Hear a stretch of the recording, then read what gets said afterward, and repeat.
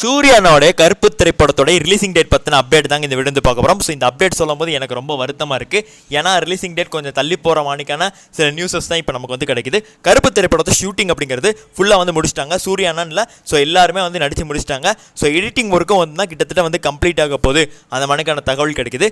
இந்த ஒரு வாரம் நமக்கு வந்து ஷூட் ட்ராப் கிடைக்கும் அந்த மணிக்கு வந்து நம்ம வந்து சொல்லியிருந்திருப்போம். ஷூட் ட்ராப் கிடைக்கிறதுக்கான வாய்ப்புகள் கிடையாது.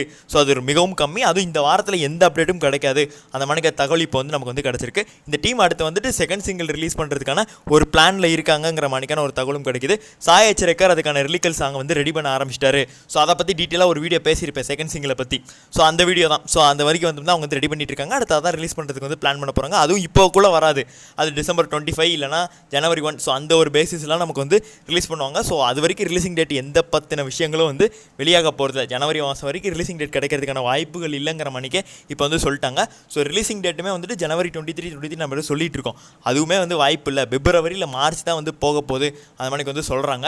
ஸோ இதே நிலைமை நீடிச்சிச்சு அப்படின்னா சூர்யா 46 டீம் கூட முந்துறதுக்கான வாய்ப்புகள் இருக்குது. ஏன்னா அந்த டீம் இப்போ வந்து பிளான் பண்ண ஆரம்பிச்சிட்டாங்க. December 25 இல்லை January 1 நம்ம வந்து டைட்டில் அனௌன்ஸ் பண்ணிடலான்னு. ஏன்னா இவங்களுக்கு வெயிட் பண்ணி பார்த்துட்டு இருந்தால் வேலைக்கு ஆகாது. இந்த டீம் என்ன பிரச்சனைன்னு சொல்லி புரியல. வந்துட்டு ஓடிடி ரைட்ஸ் வந்து சேல் ஆகலைன்னாங்க. ஸோ அதுவும் வந்துட்டு சேல் ஆயிடுச்சு. இப்போது நெட்ஃப்ளிக்ஸ் வாங்கிட்டாங்க. ஸோ எல்லாமே வந்து கரெக்டாக தான் போயிட்டுருக்கு. ஏன் ரிலீஸ் பண்ண மாட்டேங்கிறாங்க? சரி, ரிலீஸ் பண்ணுறதுக்கான காரணத்தை சொன்னாங்கனாலது பரவாயில்ல, ஏதாவது அப்டேட் கொடுத்தா பரவாயில்ல. எதுவுமே செய்யாமல் இருக்காங்க. இது பொறுப்பில்லாத ஒரு விஷயமா நமக்கு வந்து காணப்படுது. ஸோ இப்போ வரைக்கும் February மார்ச்சுங்கிறாங்க.